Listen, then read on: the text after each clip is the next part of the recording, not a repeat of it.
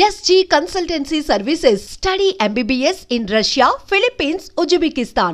ఎన్నో successful movies ఎన్నో భాషల్లో చేసిన మీరు 5 years గ్యాప్ తర్వాత మళ్ళీ హరిహర వీరమల్లు తెలుగు సినిమాతో ముందుకొస్తున్నారు.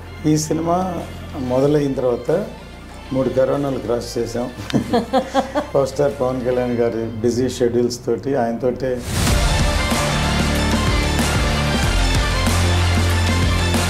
సత్యాగ్రహి నుంచి మళ్ళీ హరిహర వీరమల్లు వరకు కళ్యాణ్ గారితోనే నేను సినిమా చేస్తున్నాను అన్న మీ పట్టుదలని నిజం చేసుకోవడానికి 5 years జర్నీ ఒక ఎగ్జాంపుల్ అన్నారు.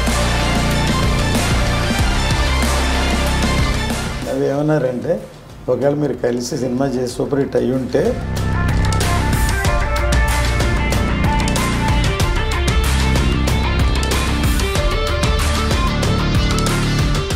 ఈ సినిమాలో పవన్ కళ్యాణ్ గారి కనెక్షన్ ఎంతవరకు మీరు అబ్జర్వ్ చేశారు? 100 మందిలో ఒకళ్ళు ఇరుక్కుంటే మనం బాలచంద్రుడో లేకపోతే అభిమన్యుడో అలా చూసాం కదా.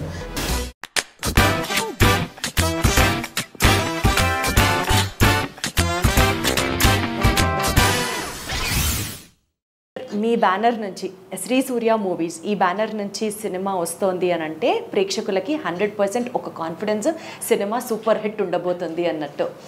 ఎన్నో సక్సెస్ఫుల్ మూవీస్ ఎన్నో భాషల్లో చేసిన మీరు 5 years గ్యాప్ తర్వాత మళ్ళీ హరిహర వీరమల్లు తెలుగు సినిమాతో ముందుకొస్తున్నారు. అసలు ఈ గ్యాప్ వెనకాల ఉన్న రీజన్స్ కానీ మీ మధ్యలో ఈ ఫేజ్లో అప్ అండ్ డౌన్ కానీ చెప్పండి సార్. అంటే ఈ సినిమా షూటింగ్ మొదలయ్యాక 5 years అయింది. మధ్యలో కూడా అంతకుముందు ఒక 5 years గ్యాప్ ఉండింది. ఆ 5 yearsలో నేను తమిళ సినిమాలు చేశాను.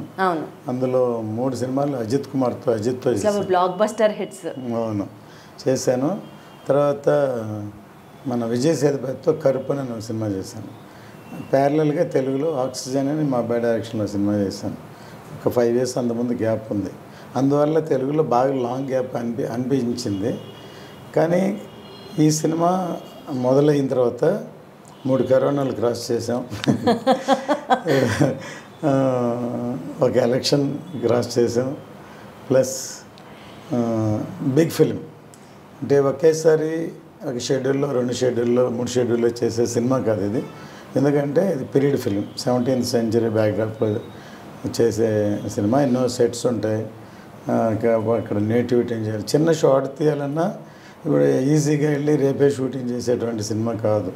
దానికి బ్యాక్గ్రౌండ్స్ ఉంటే స్పాన్ ఉంటుంది, సీజీ వర్క్ ఉంటుంది, గ్రాఫిక్స్ చాలా ఎక్కువ ఉన్నాయి సినిమాలో. గ్రాఫిక్స్ అంటే గ్రాఫిక్స్గా తెలిసేది 1-2 సీక్వెన్స్ ఉన్నా మిగతాది గ్రాండీర్ కోసరం తర్వాత ఆ పీరియడ్కి తీసుకెళ్ళడం కోసరం గ్రాఫిక్స్ చేయాల్సి వచ్చింది.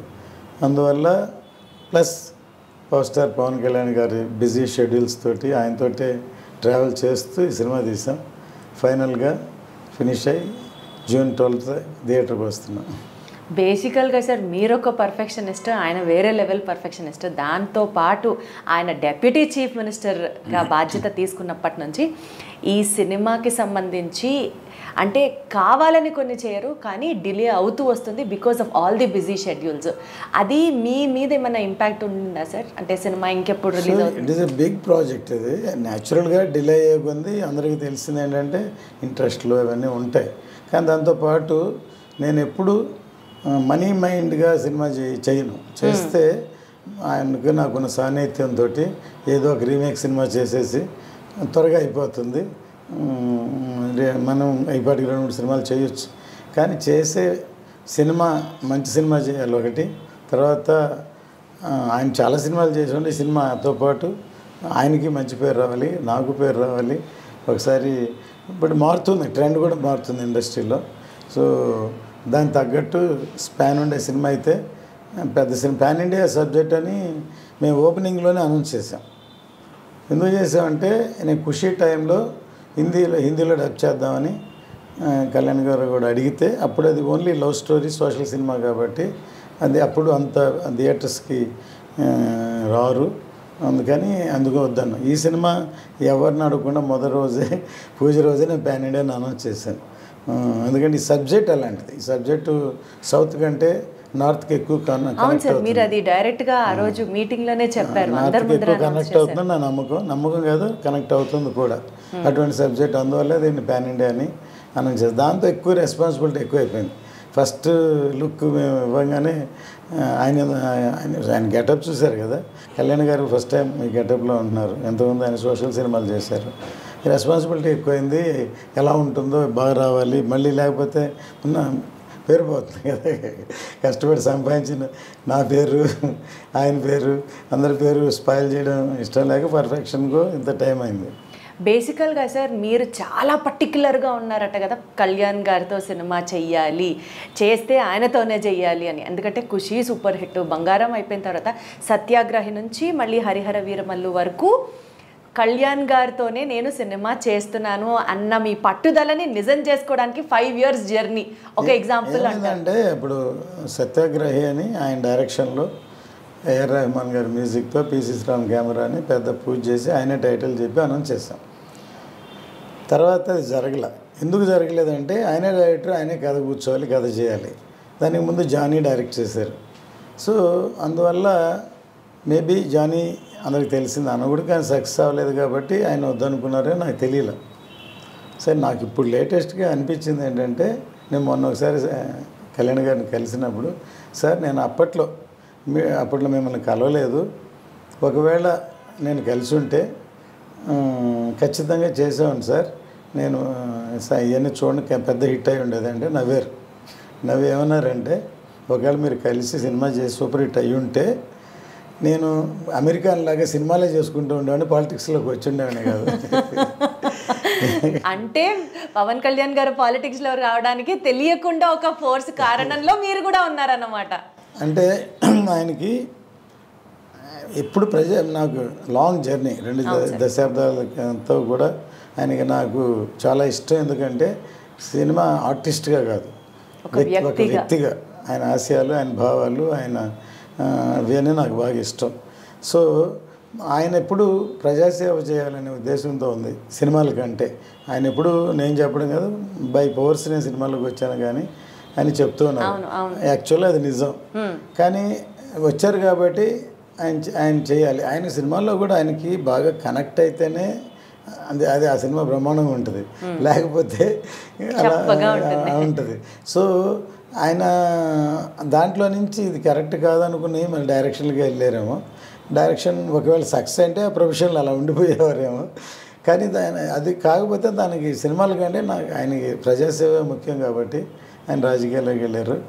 అదే దాన్ని మాత్రం వదలకుండా పట్టుబట్టి కష్టపడ్డారో నేను వేరే ప్రత్యక్షంగా చెప్పక్కర్లేదు. కానీ ఫైనల్గా అచీవ్ చేశారు. కానీ ఒక విధంగా ఏమంటారంటే, ఎప్పుడు మేము power star Pawan Kalyan power star నరుస్తుంటారు కదా, మేము పవర్ స్టార్ నా సినిమాలో టైటిల్ వేయొద్దు అని అనేవాళ్ళు. సరే, ఎందుకంటే పవర్ వస్తే కూడా ఆయన మనం పవర్ స్టార్ అనిపించుకోవడం ఆయనకి పెద్ద ఇష్టం లేదనమాట. మనం ప్రూవ్ చేయాలి, ప్రజాసేవ చేయాలి తప్ప పవర్ స్టార్ అని కాదని. ఆయనకు అలా చెప్పుకుంటూ పోతే ఎన్ని లేవు సార్. పవర్ స్టార్ అన్నది ఆయనకి ఇష్టం లేకపోవచ్చు, కానీ ఇప్పుడు ప్రత్యేకంగా ఎలక్షన్స్ టైంలో పిఠాపురం ఎమ్మెల్యే గారి తాలూకా అన్నది ఎంత ట్రెండ్ అయింది సార్. ఇప్పుడు హరిహర వీరమల్లు గారి తాలూకా అని చెప్పాలి. ఇంకా పవర్ స్టార్ అన్నది ఆయన ఎలివేట్ చేయవద్దు అని అంటే. సార్ బేసికల్గా ఈ సినిమా ఇందాక మీరు అన్నట్లు ఆయన గనక ఫిక్స్ అయితే, కనెక్ట్ అయితే వేరే లెవెల్ ఉంటుంది అన్నది. ఈ సినిమాలో పవన్ కళ్యాణ్ గారి కనెక్షన్ ఎంతవరకు మీరు అబ్జర్వ్ చేశారు? నిన్న సాంగ్ రిలీజ్ అయింది, చూసి ఉంటారు. దాంట్లో కొన్ని చిన్న క్లిప్స్ ఉన్నాయి. దాన్ని చూసి ఉంటే ఆయన ఎంత కనెక్ట్ అయ్యారు, విజృంభించి అలా చేశారు, అది దాన్ని బట్టి అర్థం అవుతుంది. అంటే మీ అసెస్మెంట్ సార్, మీరు ఇంకా క్లోజ్గా ట్రావెల్ చేశారు, మీరు ఇంకా దగ్గరగా చూస్తారు కాబట్టి. అదే చెప్తున్నాను, అది అసలు ఒక సినిమాటిక్ ఫైట్లా లేదు. అంటే రియల్గా ప్రాణం పెట్టి చేసినట్లే కాదు. ఒక 100 మందిలో ఒకళ్ళు ఇరుక్కుంటే, మనం బాలచంద్రుడో లేకపోతే అభిమన్యుడో అలా చూసాం కదా, వీర విహారం చేసినట్లు ఉంది అది యాక్చువల్గా. అంటే ఒక రియల్గా అట్లాంటి 100 మంది అటాక్ మధ్యలో ఇరుక్కుంటే దాన్ని ఎలాగ ప్రాణాన్ని తెగించి పోరాడతాడు, అలాగ రియల్గా ఉందన్నమాట సీక్వెన్స్. అందువల్లే అంత ఇంపాక్ట్ ఉంది సాంగ్. దాని తగ్గట్టు లిరిక్స్, దాని తగ్గట్టు కైర్వాణి గారి మ్యూజిక్ అసలు ఎంత ఫాస్ట్గా ఉందో నేను చూసారు, ట్రెండింగ్గా ఉంది అసలు సార్. పవన్ కళ్యాణ్ గారిది ఒక బజ్ రావాలి కానీ అది ట్రెండింగ్ అయిపోతుంది అంతే. అంత క్రేజ్ ఆయనకి, అంత ఫాలోయింగ్ ఆయనకి. బేసికల్గా సార్ యాజ్ అ ప్రొడ్యూసర్ ఈ ప్రాజెక్ట్ విషయంలో డ్యూరేషన్ కావచ్చు, ఇన్ని ఇయర్స్ ట్రావెల్ చేయడం కావచ్చు, అప్స్ అండ్ డౌన్స్ కావచ్చు, మీకు బాగా toughest challenge being a producer of Hari Hara Veera Mallu సినిమాకి ఏమనిపించింది సార్? ఏ సిచ్యువేషన్ అనిపించింది? నాకు ఇంత లాంగ్ జర్నీ అందరికి తెలిసిందే. ఎందుకంటే మధ్యలో కరోనా వచ్చినప్పుడు అందరం అసలు ఇక్కడ లేవు, కనెక్షనే లేదు ఎక్కడ. మళ్ళీ సెకండ్ కరోనా అప్పుడు కళ్యాణ్ గారు కూడా కరోనా వచ్చింది. ఆయన బాగా ఫేస్ చేశారు. చాలామంది ఆయన రికవర్ అవ్వాలని మేము అనుకున్నాం. టైం పట్టింది. రికవర్ అయిన తర్వాత అప్పుడు భీమ్లా నాయక్, హరిహర వీరమల్లు 2 ప్యారలల్గా చేస్తున్నారు. అప్పుడు ఆఫ్టర్ కోవిడ్ అంత ఇమీడియట్ రికవర్ ముందు ఒక సినిమాని ఫినిష్ చేసి దాని ముందు అది రిలీజ్ చేద్దాం. తర్వాత చాలా టైం బట్టి తర్వాత మా షూటింగ్ వచ్చారు. వచ్చిన ఆ సీక్వెన్స్ తోటి అసలు అప్పుడే సినిమా అయిపోవాలి. కానీ ఆ సీక్వెన్స్ చాలా ఇంపార్టెంట్. అది దాదాపు 60 డేస్ చేసాం. అందులో దాదాపు 45-50 డేస్ కళ్యాణ్ గారు ఉన్నారు ఒకే సీక్వెన్స్. ఇంతవరకు మేబీ హిస్టరీ అవ్వచ్చు. ఒక సీక్వెన్స్ ఒక క్లైమాక్స్ చేసిన 10 రోజులు 15 రోజులు చేస్తాం. 60 డేస్ ఒకే ఒక సీక్వెన్స్. సో అందువల్లే దాంట్లో అంత పవర్ ఉంది. మేబీ అక్కడ రామోజీలో షూట్ చేస్తే అక్కడ ఒక హిల్ ఉంది. 4:30కి లైట్ పోద్ది. 4:30 సాయంత్రానికి 4:30కి. జనరల్గా 4:30 to 6 ఒక సాఫ్ట్ లైట్ ఉంటుంది. అప్పుడు బాగా ఫాస్ట్గా హార్ష్గా ఉన్నప్పుడు అందరూ టైర్ చేయలేరు, ఎక్కువ వర్క్ జరుగుతుంది. అలాగే అన్ని రోజుల్లో డైలీ 1.5 hours 2 hours పోతే అది 50 రోజుల్లో అదో 15 రోజులు 20 రోజులు పోయినట్టే లెక్క. అంతే అంతే. అంటే అటువంటి లొకేషన్ మేము చూస్ చేసాం. అక్కడ ఒక టాప్ హిల్లో ఉండాలని అవుట్డోర్. సో అందువల్ల బాగా టైం పట్టింది. అది ఛాలెంజింగ్ సీన్ అంటారా? ఛాలెంజింగ్ అని కాదు, దాన్ని బాగా కష్టపడి డీటెయిలింగ్గా తీయాల్సిన సీన్ అది. అది అంత కష్టపడినందుకు దాన్ని అన్ని కెమెరాలతోటి అన్ని రోజులు షూట్ చేసిన అది చూసి ఎడిట్ చేయడానికే 3 months పట్టింది.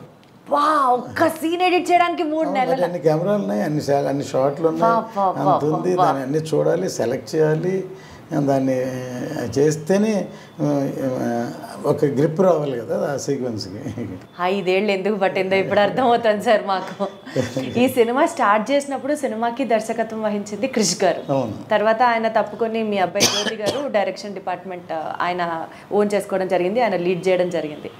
సరే, ఇది ఎందుకు జరిగింది అన్నది ఫస్ట్ క్వశ్చన్ అయితే, జ్యోతి గారు హ్యాండిల్ చేయడం ఇంత పెద్ద ప్రాజెక్ట్ అన్నది యాజ్ అ ప్రొడ్యూసర్గా ఇది ఒక రిస్కీ ఫేజ్ అని మీకు అనిపించిందా, అనిపించలేదా? లేదండి, ఇదన్నీ ఏమంటారంటే బై నేచర్ ఇది ఫేట్ అనమాట. ఇది మేము తను చెయ్యాలని మా అబ్బాయి అని లేకపోతే అని అనుకోలేదు. ఒక విధంగా తను ఈ కరోనా దాటి క్రిష్ గారు లాంగ్ జర్నీ చేసి వెయిటింగ్ అయ్యండి, ఆయనకి వేరే ప్రాజెక్ట్స్ ఉండి ఎవరికైనా సర్వేలు ఉంటుంది కదా, దాంతో వెళ్ళడం తను ఒక విధంగా కాపాడినట్టే అవుతుంది ప్రాజెక్ట్ని. ఒక విధంగా తప్పుకోవడమా? ఆయన తప్పుకోవడం కాదు, మా జ్యోతి ఎంటర్ అవ్వడం, ఆయన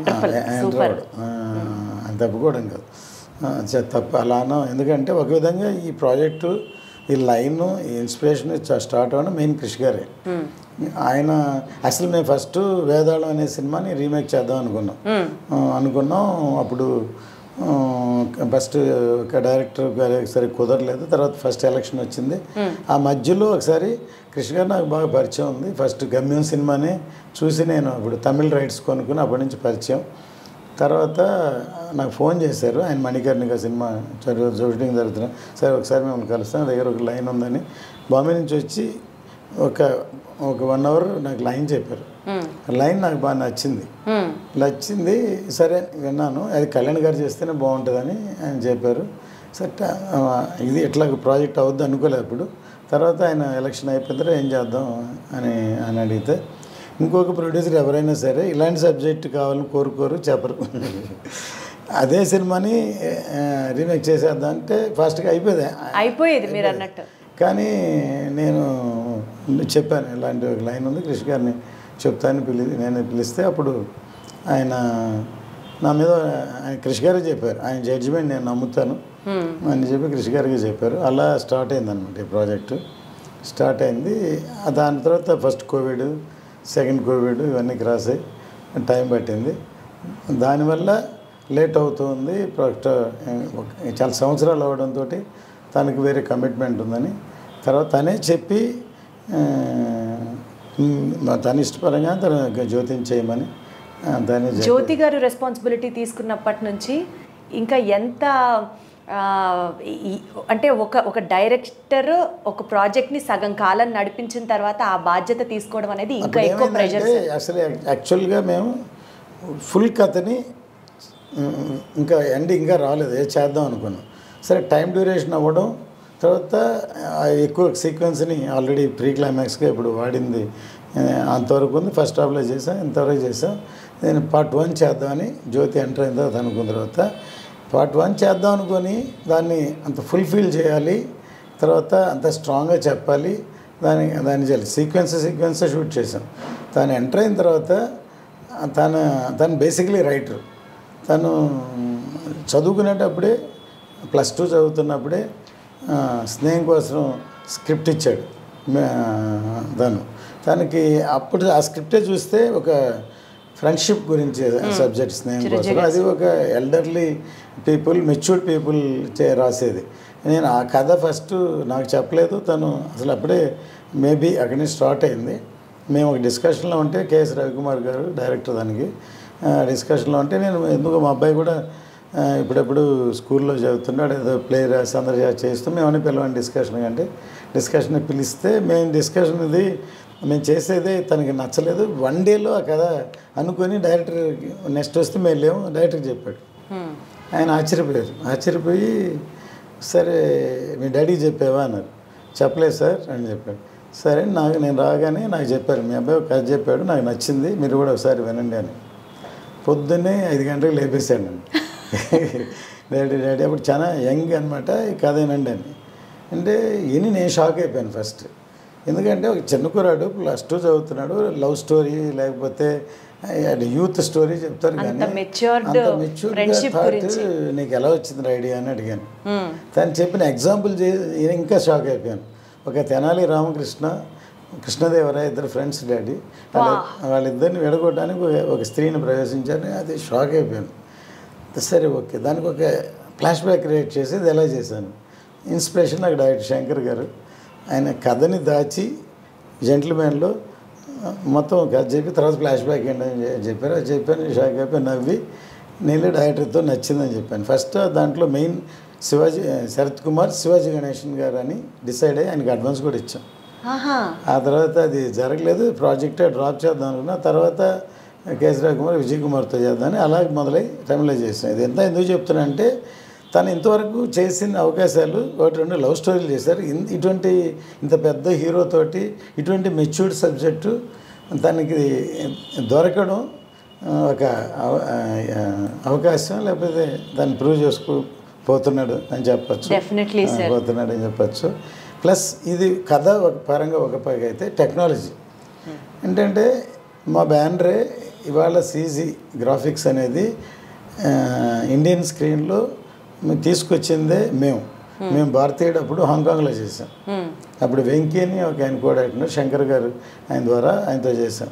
ఆ తర్వాత ఇండియన్ ఆర్టిస్ట్ అని వాళ్ళని మేము చిన్న వర్క్లు ఇచ్చి మా కంపెనీ మేమే డెవలప్ చేసాం. వాళ్ళని నేను మన శ్రీనివాసన్, కమల్ కన్నన్ వెళ్ళి శంకర్ గారికి పరిచయం చేశాను. ఎందుకంటే ఆయన ఇప్పుడు హాలీవుడ్, ఫారిన్ సార్ వీళ్ళు చాలా బాగా చేస్తారు సార్ ప్లీజ్ అని మా బాయ్స్ సినిమాలో వాళ్ళకి వెబ్సైట్ ఆయన బాగా నచ్చేసి అక్కడి నుంచి శంకర్ గారితో ట్రావెల్ చేయడం మొదలు పెడితే అక్కడి నుంచి రాజమౌళి గారు మగధీర అక్కడి నుంచి ఇక్కడికి అడాప్ట్ అయ్యారు. మేబీ ఐఎమ్ ఫీలింగ్ ప్రౌడ్, ఎందుకంటే ఇవాళ నార్త్ ఇండియా కంటే సౌత్ ఇండియాలో టెక్నికల్గా అడ్వాన్స్గా వేరే లెవెల్ బాహుబలి, త్రిబులార్లు, లేకపోతే మగధీరాలు, లేకపోతే ఇప్పుడు హరిహర వీరమల్ లాంటి సినిమాలు టెక్నికల్గా అడ్వాన్స్గా రావాలంటే నేనే ఒక గ్రాఫిక్స్ యూనిట్, ఒక పెద్ద స్టూడియో పెడదామని ముందే ప్లాన్ చేసి హాలీవుడ్లో ఒక ఎక్విప్మెంట్ కూడా అప్పుడు అడ్వాన్స్ ఇచ్చాను నేను.